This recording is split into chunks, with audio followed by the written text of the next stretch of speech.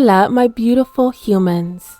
This is Jasmine Castillo, and I bring stories and cases from the people of color community, bringing awareness of murdered and missing Indigenous women, girls, two-spirits, the LGBTQ community, Asian American Pacific Islander, Black Indigenous people of color. These are their stories. So, welcome to Hands Off, my podcast.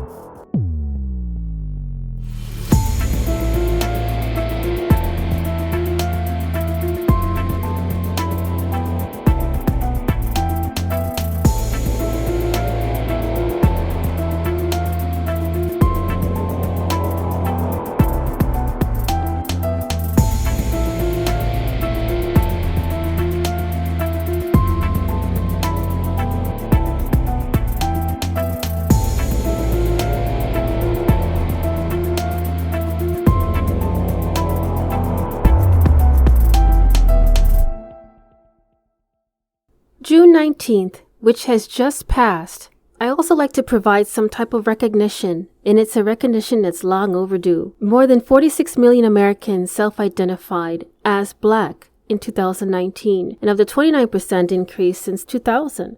The number includes 2.4 Latinos who also identify as Black. That's an increase of whopping 145% since the year of 2000. So it has been said time and time again, this issue concerns Black Americans as well as Latinos in America. So how should you honor Juneteenth the same way you do every celebratory holiday? By recognizing its importance and its significance within a historical context. This is the opportunity to become better informed and educate about the various aspects of Black history and Afro-Latinx history that hasn't been taught in school. Find yourself some resources that aren't whitewashed or inaccurate, and get into the details. Read books from Black and Afro-Latinx authors. Follow activists, politicians, and thought leaders on social media. Or check out the National Museum of African American History and Culture in Washington, D.C. There is so many educational events to honor Juneteenth in your community throughout the country. I will have some links in the show notes on how you can educate, support, and embrace culture.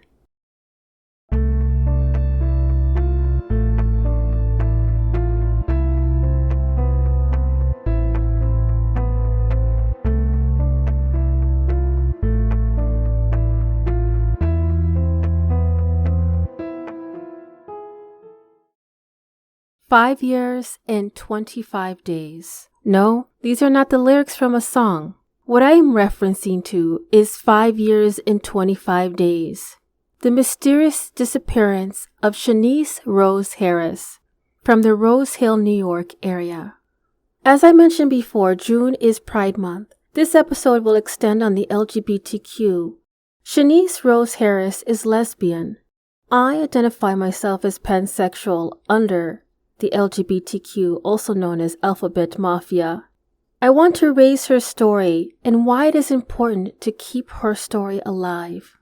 Rock Hill is a small but busy hamlet situated on the foothills of the Catskill Mountains of upstate New York, Sullivan County. The population of Rock Hill in 2017 was about 1,494 people, and as it stands in 2020, there was a climb or increased population of 2,204. But as of today, as it stands as a projection, at least the latest numbers of 2022, it is to 1,516 people. The race and ethnicity in this area is typical in a sense. For example, there's 68% white, 15% Black, and 14% is Hispanic. Single digits of Asian and persons that identify themselves as more than one race. 96.2% have a high school or higher, and 42% are bachelor degrees or higher. So just stating this specifically, crime, safety, poverty, education kind of goes hand in hand in areas. And the reason why I'm identifying this is because I will be bringing this up later on in this episode. Just looking at the Rock Hill, New York community website, I mean, I see a farmer's market, I see events, there's volunteering. They're also receiving grants to build a better hospital in the area. It seems like it's just a wonderful community, a connection, a bond with their neighbors, people who are wanting to build and thrive and support each other. That's what makes it a little bit harder for me to understand as to why nothing has come out in the mysterious disappearance of Shaniece Rose Harris.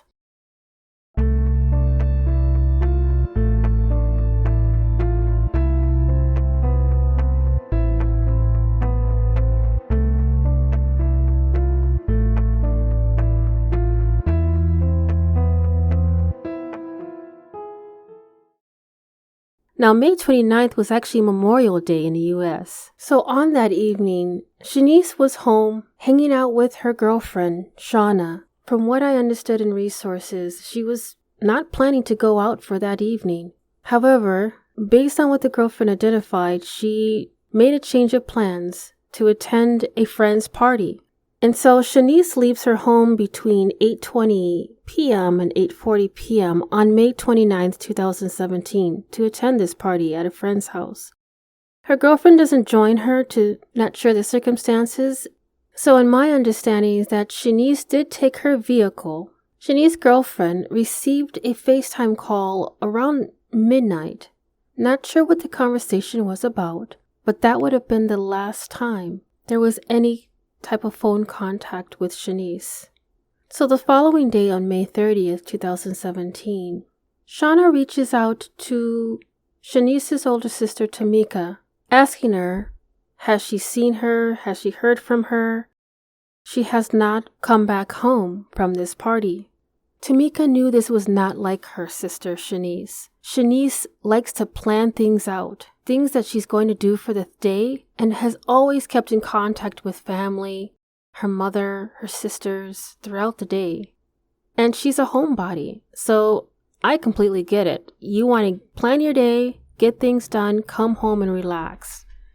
So when Tameka found out that Shaniece never arrived home the following morning, Tameka contacted Elvia, who was actually in the state of Florida at the time, visiting another daughter. She literally just left to head to Florida at the time that Shaniece disappeared. And Elvia herself was actually thinking that there was something completely odd because her daughter always calls her when she flies to check on her. And she never received a call. She never received a text from Shaniece to say, are you okay? Is everything going well? Just to check on her because that's just how she is. She loves her mother. She loves her family. Elvia informs Tameka to file a missing report on her as soon as possible. So Tameka does follow up with speaking with authorities to file a missing report. However, at that time, the law enforcement identified to Tameka that she must wait at least 24 hours to file a missing persons report. Now, if you heard my rant from previous episodes, there is no actual law how long you have to wait to file a missing persons report. So this is what gets me even more upset, is that Tameka did her due diligence following through and reporting her sister Shaniece missing, just to have her turn around the following morning, at least 24 hours after Shaniece was identified as missing, to have the law enforcement ask her why she waited so long to file the missing persons report. I am a little bit pissed, to say the least. So around 8 a.m. on May 31st, Shaniece's car was actually found on the side of the road less than 5 miles from her own home. Her dark gray four-door Volkswagen Jetta was found by police 2 days after she was last seen. Her car was found near a wooded area along Southwoods Drive in the town of Thompson, New York.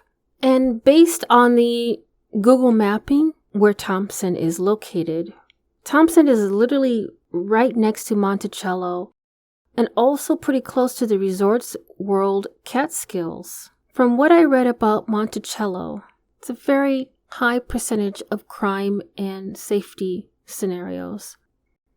June 6, 2017, during the day, a prayer vigil was held at the Thompson Park This was about a week after Shaniece vanished. And again, Shaniece's family comes together on July 29th, 2017. They held a fundraiser with the community to raise money for a reward. And this event was organized by the family's friends, Michelle Velez, Urena Bonito, and of course, the person I will be speaking with today, former private investigator Domingo Ramos. By November of 2020, the FBI finally provided a reward, 3 years with no answers in Shaniece's disappearance. They announced that they were offering a $10,000 reward for information leading to an arrest in the case.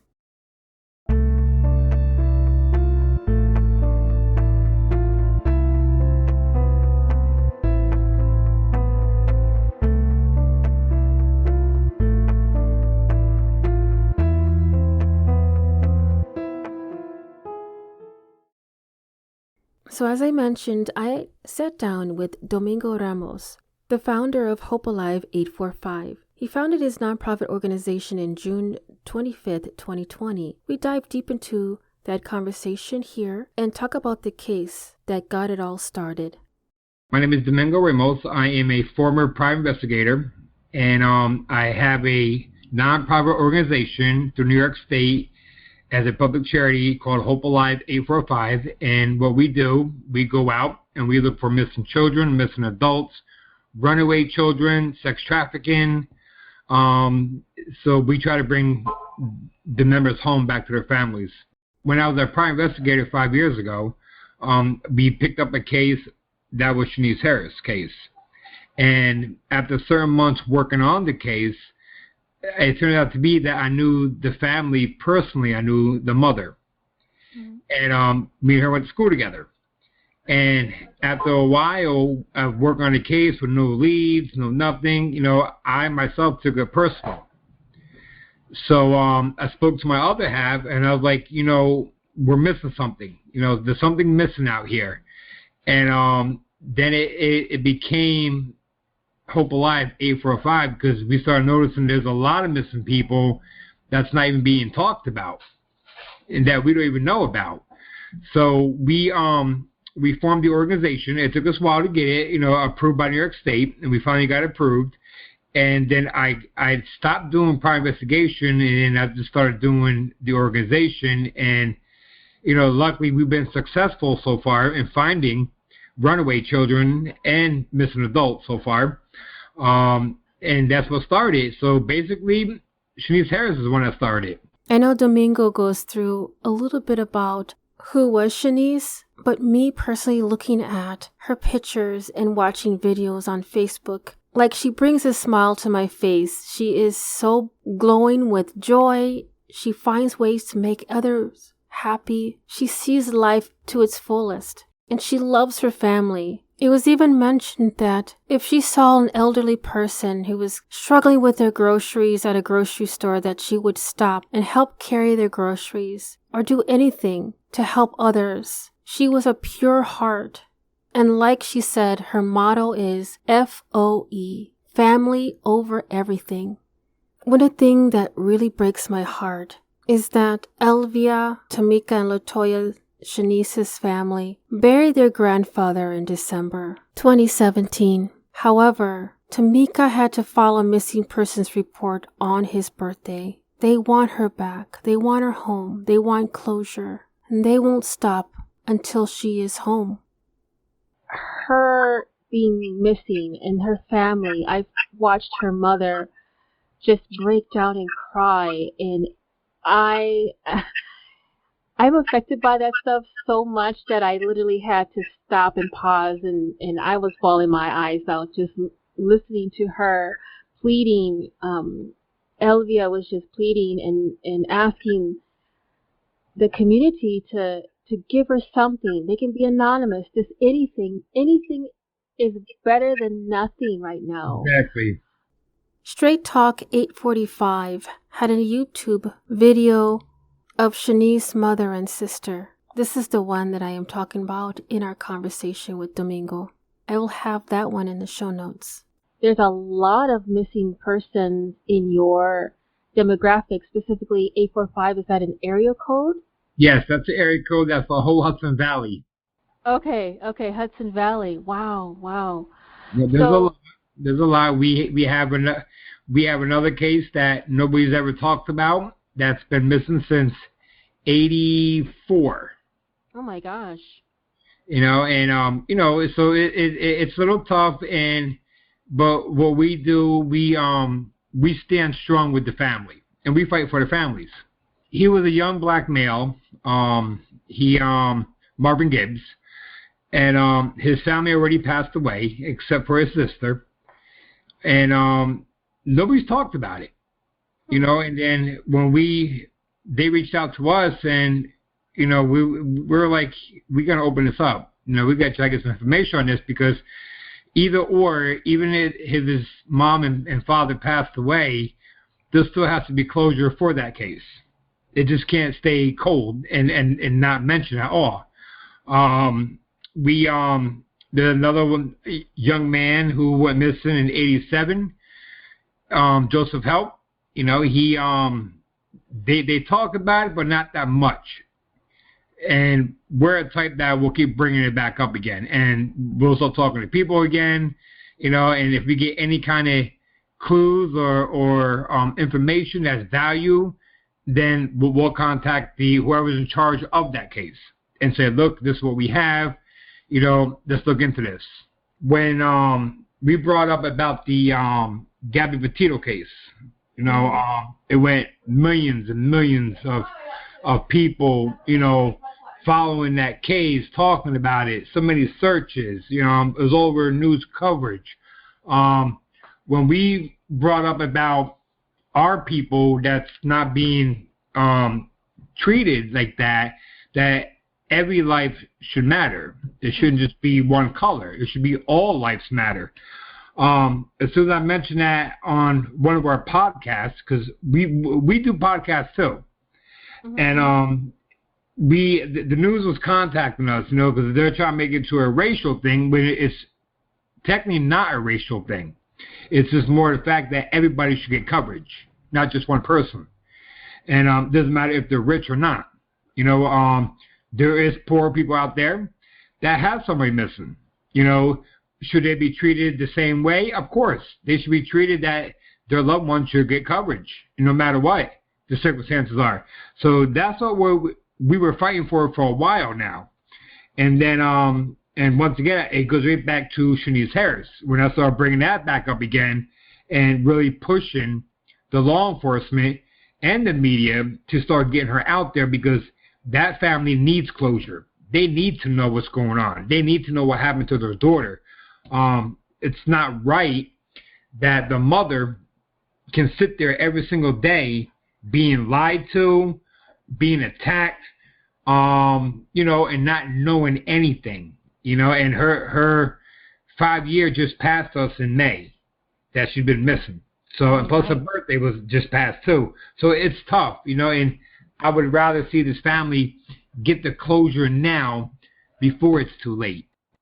Domingo also mentions a variety of people that he is working on that haven't been in the news, haven't been in social media, and you haven't heard of. If you are from the true crime community, a podcaster who is involved in the same ethical true crime genre, and you would love to know more information on how you can help amplify the voices of these missing persons, please don't hesitate to reach out to me, 903-883-6103, or email me at handsoffmypodcast@gmail.com. I would love to share this to whomever who is able to help Domingo get their voices heard. Thank you.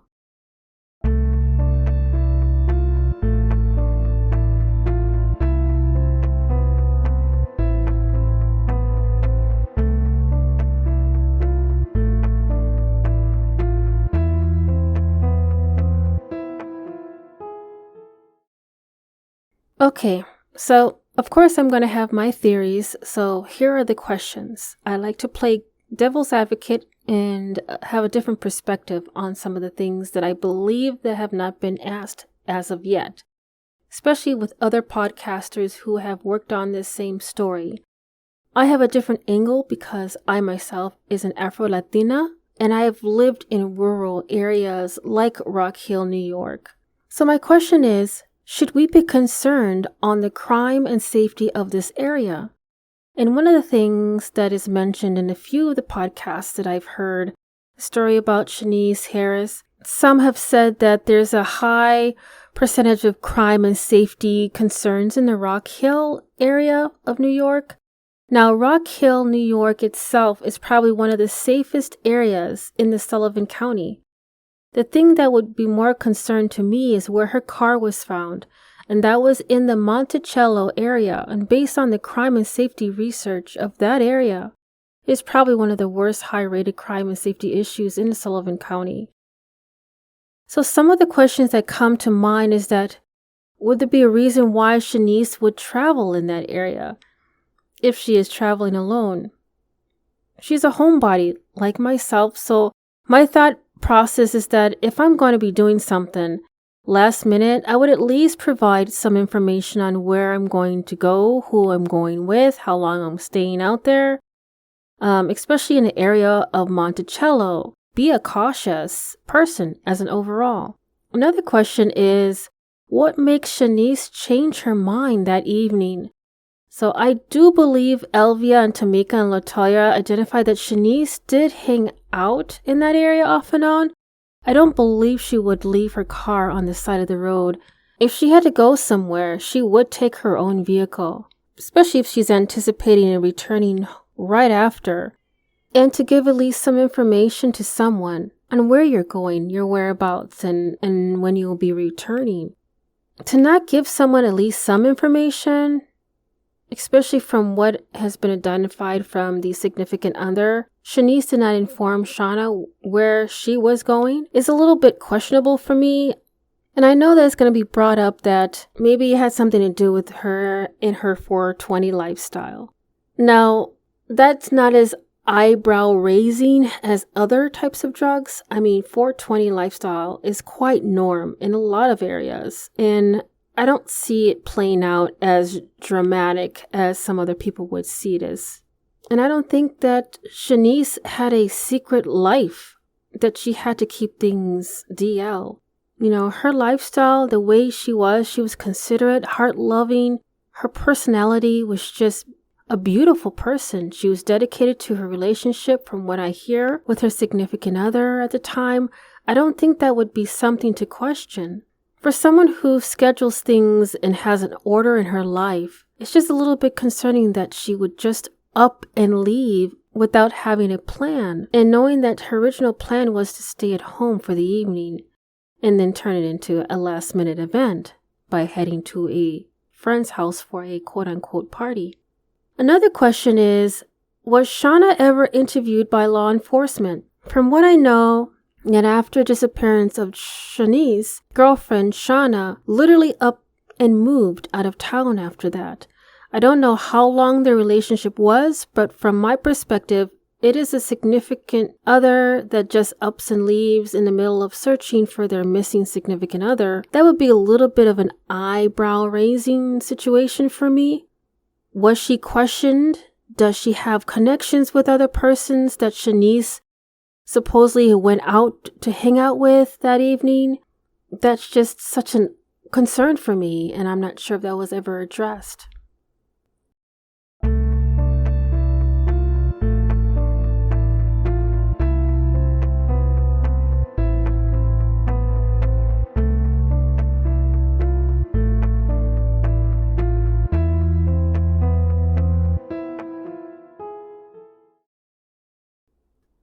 Here's a little bit about Shaniece Rose Harris' characteristics and what she was wearing. Born February 2nd, 1986. So currently she would be 36 years old. She is 5'8", weighs around 289 pounds, has brown eyes, brown hair. She is biracial, which is African American and Hispanic. She was wearing a black and gray hoodie with 4 pockets in the front. So 2 on the top and 2 on the bottom on the front of the hoodie. Black sweatpants, square diamond-shaped earrings, black Nike Air Max sneakers, and Versace eyeglasses that were prescription. She also had rosary bead braids in her hair. She has multiple tattoos, including her nickname Sparks, which is spelled Sparkz, on the top of her right hand. 2 female symbols linked together on the top of her left hand.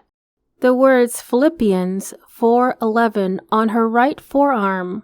A design with a halo flanked by angel wings, and the words In Loving Memory Grandma 1:6:13 on her left forearm, and a design of clouds, seashells, 2 doves, praying hands, holding a rosary, and an open book with the writing on her left elbow area and upper arm.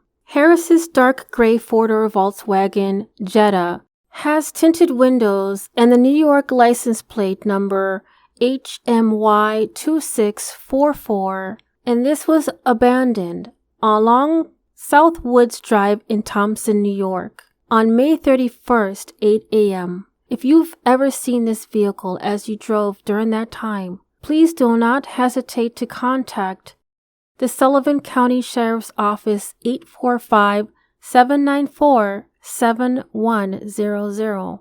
You can also contact Q, which is the Center for Missing Persons, as well as Hope Alive 845. I will have all this information in the show notes. Domingo's nonprofit organization helps in all of the 845 area and of the neighboring areas.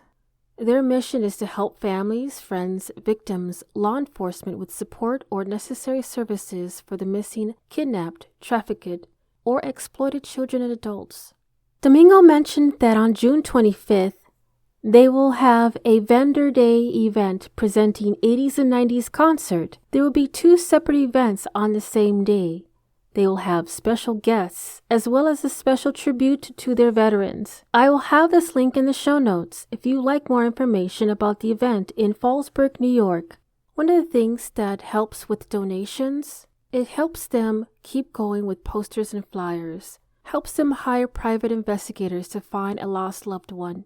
They help put together rewards for any information regarding a missing person, helps them gain more gear for searching in wooded areas, and protect their staff and volunteers. Also, it helps them purchase more equipment like drones, handheld radios to communicate with staff and volunteers, backpacks, first aid, water, and etc. Domingo has been running his awareness, Hope Alive 845 in Sullivan County for 4 years. And from Domingo, he wants to thank you for making a difference for their staff at the Hope Alive 845. Every donation helps. Thank you so much. Thank you for listening to Hands Off My Podcast. If you are enjoying the podcast and you'd like to support the mission, I do have a Patreon membership that will help the cause and bring more detail on cases and stories from the people of color community. If you yourself has a lost loved one or a story suggestion, please don't hesitate to contact me at email handsoffmypodcast@gmail.com. And if you are only able to support in another way, please give this podcast a 5-star rating on Apple or Spotify and continue to listen to upcoming episodes every Thursday, wherever you listen to your podcast. Dios te bendiga.